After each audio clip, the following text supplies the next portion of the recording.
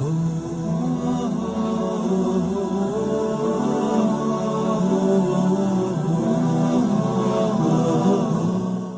بعد،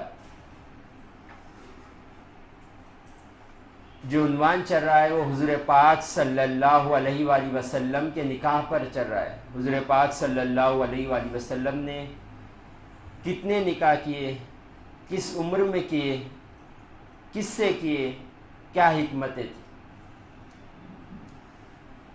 اگلی نشست میں بتایا گیا تھا کہ پہلا نکاح حضور پاک صلی اللہ علیہ وآلہ وسلم نے حضرت خدیجہ رضی اللہ تعالی عنہ کے ساتھ کیا تھا۔ آج انشاءاللہ دوسرے نکاح کے بارے میں بتایا جائے گا۔ دوسرا نکاح حضور پاک صلی اللہ علیہ وآلہ وسلم نے حضرت سودا بنت زمعہ سے کیا تھا۔ حضور پاک صلی اللہ علیہ وآلہ وسلم نے جب نکاح کیا تھا حضرت سودا بنت زمعہ سے، اس وقت حضور پاک صلی اللہ علیہ وآلہ وسلم کی عمر 50 سال تھی، اور حضور پاک صلی اللہ علیہ وآلہ وسلم نے یہ نکاح اپنے خود ہی سے نہیں کیا، یہ نکاح کے لیے آپ کو بولا گیا تھا، تو آپ نے اس بولنے پر قبول کر کر نکاح کیا تھا۔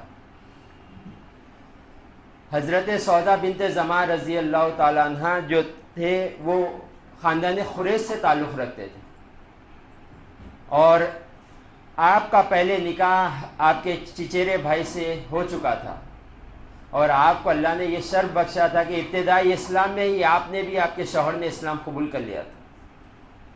آپ کو یہ بھی شرف بخشا گیا تھا کہ آپ نے حبشہ کی طرف ہجرت بھی کی تھی، اور جب ہجرت سے واپسی ہوئی تو مکہ محترمہ میں، مکہ میں آپ کے شوہر کا انتقال ہو گیا تھا۔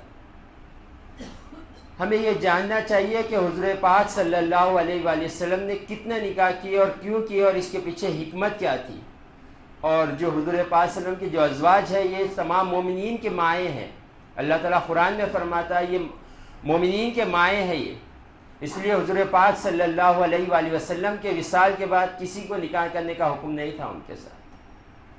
تو ہمیں معلوم ہونا چاہیے کہ حضور پاک صلی اللہ علیہ وسلم نے کتنے نکاح کیے، کس لیے کیے، اس کی حکمتیں کیا تھی، ہمیں یہ ضرور معلوم ہونا چاہیے۔ ہماری یہ کم علمی کی وجہ سے آج لوگ حضور پاک صلی اللہ علیہ وسلم کی شان میں بے ادبی کر رہے ہیں، آپ کی شان میں گستاخی کر رہے ہیں۔ تو حضرت خلا رضی اللہ تعالیٰ عنہ نے حضور پاک صلی اللہ علیہ وسلم سے کہا کہ حضرت خدیجہ رضی اللہ تعالیٰ عنہ کا انتقال ہو چکا ہے، تو آپ حضرت سودا سے نکاح کر لی۔ تو حضور پاک صلی اللہ علیہ وسلم نے کہا، دیکھا تو سمجھ میں آیا کہ بڑی پاکیزہ عورت ہے، بڑی پردہ نشین عورت ہے، بڑی ذہن والی عورت ہے، تو حضور پاک صلی اللہ علیہ وسلم نے فرمایا کہ انشاءاللہ میں کروں گا۔ تو حضرت خلا نے پہلے حضرت سودا سے پوچھا کہ آپ کیا نکاح کرو گے حضور پاک صلی اللہ علیہ وسلم، تو انہوں نے کہا کہ ہاں کروں گی۔ تو ان کے والد صاحب سے پوچھے تو والد صاحب بھی خوش اور رضامندی دے دی، تو حضور پاک صلی اللہ علیہ وسلم نے دوسرا نکاح کیا 50 سال کی عمر میں۔ اور ہمیں یہ بھی معلوم ہونا چاہیے کہ ہمارے مائیں جو تھی ان کی کردار کیسا تھا، ان کے اخلاق کیسے تھے، ان کی سیرت کیسی تھی۔ آج ہمارے گھروں میں جو لڑائی جھگڑے ہو رہے ہو اس کی وجہ سے ہی ہو رہے کہ ہم اپنے بڑوں کی سیرت پڑھنا چھوڑ دیا، مرد حضرات حضور پاک صلی اللہ علیہ وسلم کی، آپ کے ازواج کی سیرت پڑھنا چھوڑ دیا، خواتین سیرت پڑھنا چھوڑ دیا، اسی لیے گھروں میں جھگڑے ہو رہے ہیں۔ آپ دیکھیں کہ حضرت سودا بنت زمعہ رضی اللہ تعالیٰ عنہ کیسے تھے، بی بی عائشہ صدیقہ رضی اللہ تعالیٰ عنہ ان پر رقص کیا کرتی تھی کہ اللہ تعالیٰ نے حضرت سودا رضی اللہ تعالیٰ عنہ کو ایک ہی وقت میں اللہ تعالیٰ نے 2 نعمتوں سے سرفراز کیا تھا۔ ایک آپ کی خوبصورتی بھی تھی، آپ کی خوبصورت بھی تھی، آپ کی صورت بھی خوبصورت تھی، آپ کی سیرت بھی خوبصورت تھی۔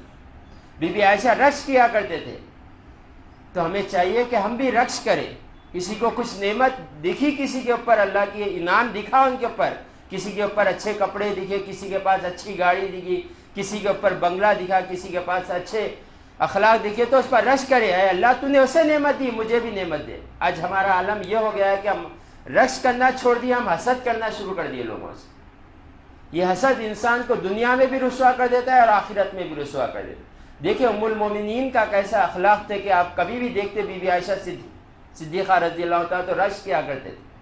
تو ہمیں چاہیے ہم بھی رقص کریں، کسی کی نعمت کو دیکھ کر اللہ کا شکر منائیں اور کہے کہ اللہ تو نے انہیں نعمت دیا، مجھے بھی نعمت دے۔ تو اللہ تعالیٰ ضرور نعمتیں عطا کرے گا، اور اتنی نعمتیں عطا کرے گا کہ ہم شمار نہیں کر سکیں۔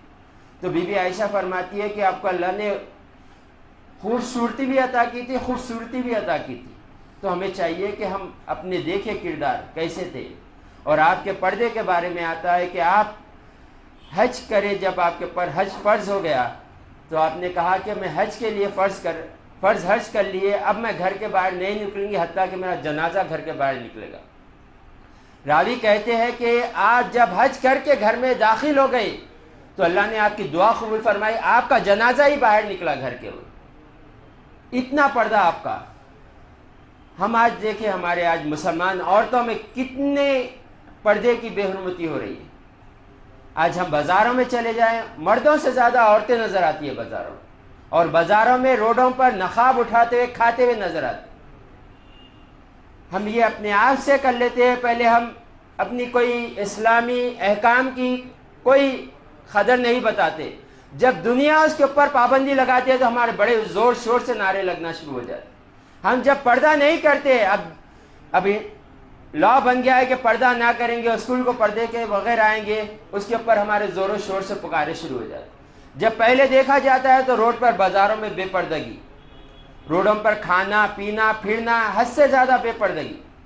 ہمیں چاہیے کہ عورت کو اللہ تعالیٰ نے اتنی زینت عطا بخشی ہے، حضور پاک صلی اللہ علیہ وسلم نے اپنے ازواج کو کیسے حکم دیا تھا، آپ کے ازواج کیسے زندگی گزارے، وہ دیکھیں ہم زندگی گزارے۔ آپ نے فرض حج کر لیا، اس کے بعد گھر کے باہر کبھی نہیں نکلی، حتیٰ کہ آپ کا جنازہ گھر کے باہر نکلا۔ ہمیں ضرورت ہی نہیں ہے، اگر بہت شدید ضرورت پڑی تو تبھی گھر سے نکلے، بے فضول گھر سے نکلے نہیں، بازار کو جائے نہیں، اپنے بچے اپنے شوہر ہیں ان سے منگا لیا کرے سامان، آج نہیں کل صحیح لائیں گے، مگر لا تو لیں گے، ہم پردے سے تو محفوظ رہیں گے۔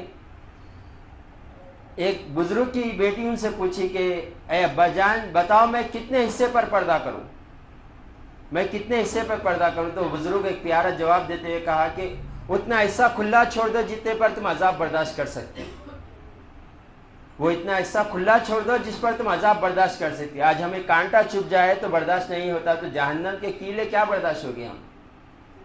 جہنم کے بارے میں حضور پاک صلی اللہ علیہ وآلہ وسلم نے ارشاد فرمایا، جب قیامت کے دن جہنم کو لایا جائے گا تو 500 سال کی مسافت سے جہنم سے آوازیں آئیں گی، جس سے انسان کے دل ہولناک ہو جائیں گے، کانپنے لگیں گے دل، خالی آوازیں سن کر، اور 500 سال کی دوری سے آوازیں آئیں گی۔ تو سوچے وہ جہنم میں ہم کیسے جا کر ہمیں اپنے اوپر عذاب برداشت کر سکیں۔ تو ہمیں پردہ کرنا چاہیے، دیکھنا چاہیے کہ ہمارے ام المومنین نے کیسے زندگی گزاری، کیسے پردوں میں رہا۔ اور آپ اتنے فرما بردار تھے اپنے شوہر کے، حضور پاک صلی اللہ علیہ وآلہ وسلم جب بھی کوئی کہہ دیتے تو پہلے آپ وہ حکم پر پہلے لبیک کہا کرتے تھے، ایک لمحے کے لیے دیری نہیں کرتے تھے، جو حضور پاک صلی اللہ علیہ وسلم کہتے پہلے اس پر لبیک کہتے تھے، اور وہ کام پہلے کیا کرتے تھے۔ تو ہمیں چاہیے کہ اپنے شوہر کی فرما برداری کریں۔ آج ہمارے پاس گھر میں لڑائی جھگڑے، طلاق، خلا، یہ ہونے کے بڑے مسئلے یہی ہے کہ ہم نے سیرت پڑھنا چھوڑ دی، کیسے حضور پاک صلی اللہ علیہ وسلم نے اپنے ازواج کے ساتھ حسن سلوک کیا، ازواج نے آپ کے حکم کو کیسے مانا، وہ ہم پڑھنا چھوڑ دی۔ آج کیوں لڑائی ہو رہی ہے گھر میں؟ شوہر یہ کہتے ہیں کہ بیوی میری نہیں سنتی، بیوی یہ کہتی ہے کہ شوہر میرے اوپر ظلم کرتا ہے۔ آج جامعہ نظامیہ جا کر دیکھ لیں آپ، سب سے زیادہ جو مسائل آئیں گے وہ طلاق کے اور خلا کے آئیں گے۔ اس کی وجہ یہ ہے کہ ہم اپنی مرضی سے زندگی گزارنا چاہ رہے ہیں، جبکہ اللہ قرآن میں فرماتا ہے تمہارے لیے بہترین زندگی گزارنے کا نمونہ حضور پاک صلی اللہ علیہ وآلہ وسلم کی زندگی، ہم نے وہ چھوڑ دیا، اسی لیے ہم آج ہر جگہ رسوا ہو رہے۔ اور آپ کی سخاوت کا یہ عالم تھا کہ آپ کو اللہ جو بھی نعمت اللہ عطا کرتا تھا فوراً مسکینوں میں بانٹ دیا کرتے تھے۔ عمر فاروق رضی اللہ تعالیٰ عنہ کے دور میں دیناروں سے بھرا تھیلا آپ نے حضرت سودا رضی اللہ تعالیٰ عنہ کے گھر کو بھیجا تو آپ اسی وقت وہ مدینے کے مسکینوں کو اور فقیروں میں تقسیم کر دیا۔ آپ کا توکل یہ تھا کہ میں کچھ نہیں رکھوں کیونکہ اللہ نے رزق کا وعدہ کر لیا۔ تو اتنی سخاوت، تو ہمیں چاہیے کہ ہم جب بھی گھر سے نکلیں کچھ صدقہ خیرات کریں اپنی حیثیت کے مطابق جو ہم کر سکتے ہیں، مگر ضرور کریں، تاکہ اس سے ہماری دولت میں بھی برکت ہوگی۔ اور حضور پاک صلی اللہ علیہ وآلہ وسلم نے ارشاد فرمایا صدقہ بری موت سے روکتا ہے، صدقہ بلائیں کو ٹالتا ہے بول کر. تو اب جب بھی ہم گھر سے نکلے صدقہ کر کے نکلے. آج دیکھیں ہم ایکسیڈنٹ کتنے ہو رہے ہیں, سیدھا جاتے رہتے ہیں, روڈ پر مار دیا جاتا ہے, ٹھوکر کھا کر گر جانا, یہ پورے بلائے ہیں. تو یہ صدقہ دینے سے ٹلتے ہیں. ہمیں جب بھی گھر سے نکلے کچھ خیرات اپنے حیثیت کے مطابق کر کر نکلے. اور امیر معاویہ رضی اللہ تعالیٰ عنہ کے دور میں آپ کا انتقال ہوا, حضرت سودا رضی اللہ تعالیٰ عنہ کا, اور آپ کی قبر مبارک جنت البقیع میں ہے. اور یہ حضور پاک صلی اللہ علیہ وآلہ وسلم کے دوسرے ازواج تھے. آج حضور پاک صلی اللہ علیہ وسلم پر یہ تہمت لگائی جاتی ہے معاذ اللہ استغفر اللہ کہ آپ نفسانی خواہشات پہ شادیاں کیے ہوئے. یہ کہنے والوں کو یہ معلوم ہونا چاہیے کہ آپ نے جتنے نکاح کیے سب طلاق شدہ یا بیویاں تھے. ہمیں وہ غور کرنا چاہیے, ہمیں سیرت پڑھنا چاہیے, پہلے کون تھے, کس سے شادی کی گئی, اس کے اسباب کیا تھے, ہمیں یہ معلوم کرنا چاہیے. اگر ہم یہ معلوم کر لیں تو ہمیں یہ معلوم ہو جائے گا کہ کل کوئی کہے گا تو یہ بتائیں گے ہم کہ یہ سیرت کی حضور پاک صلی اللہ علیہ وسلم کی, اس نے غلط کیا, اس نے غلط کہا. وہ حال میں ہی ایک شخص نے حضور پاک صلی اللہ علیہ وسلم کی شان میں گستاخی کی. کتنے لوگ تھے, کتنے ماں باپ ہیں جو اپنی اولاد کو پکڑ کر بٹھا کے بولے کہ یہ غلط کرا. کوئی نہیں بولے الا ماشاء اللہ, کیونکہ ہمیں خود نہیں معلوم حضور پاک صلی اللہ علیہ وسلم نے کیوں نکاح کیے, کتنے نکاح کیے, کس سے نکاح کیے, اس کے پیچھے حکمتیں کیا تھی, ہم نہیں معلوم. ہمارے اگر کوئی والدین کو گالی دے دے یا والدین کو مارے تو ہمارے نیند اڑ جاتی ہے, ہمارا کھانا ختم ہو جاتا ہے, ہمارا پینا ختم ہو جاتا ہے. ایک ہی فکر رہتی ہے میرے ماں باپ کو اس نے ذلیل کیا ہوا. جبکہ حضور پاک صلی اللہ علیہ وآلہ وسلم کی شان میں گستاخی کی. ہم سکون سے سوئے, ہم کھانا بھی سکون سے کھائے, پانی بھی سکون سے پیے, پھر آپ کی محبت ہمارا ایمان ہے. تو یہ حالت ہے ہمارے ایمان کی. تو ہمیں علم سیکھنا چاہیے. جو بے ادبی کر رہے ہیں ان کو بتائیں, انڈیا کے لا کے مطابق بھی بتائیں, اور دین سیکھ کر علم کے ذریعے بھی بتائیں کہ جو تو نے کہا وہ غلط ہے. وہ تو ہمیں چاہیے کہ ہم سیکھیں. انشاءاللہ یہی سلسلہ چالو رہے گا کہ آپ نے 11 نکاح کیوں کیے تھے, اس کے پیچھے حکمتیں کیا تھیں. ہم بھی سیکھیں, اپنی اولاد کو بھی سکھائیں, کیونکہ حضور پاک صلی اللہ علیہ وآلہ وسلم کی محبت ہمارا ایمان ہے.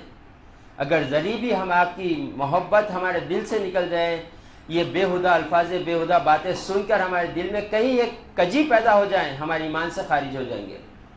تو ہمیں چاہیے کہ اپنے ایمان کی حفاظت کریں. حضور پاک صلی اللہ علیہ وآلہ وسلم نے ارشاد فرمایا کل قیامت کے دن کئی لوگ ایسے ٹھہرے ہوں گے جو اپنے آپ کو ایمان والے سمجھیں گے, مگر انہیں کہا جائے گا کہ تمہارا ایمان تو دنیا میں ہی ضائع ہو گیا.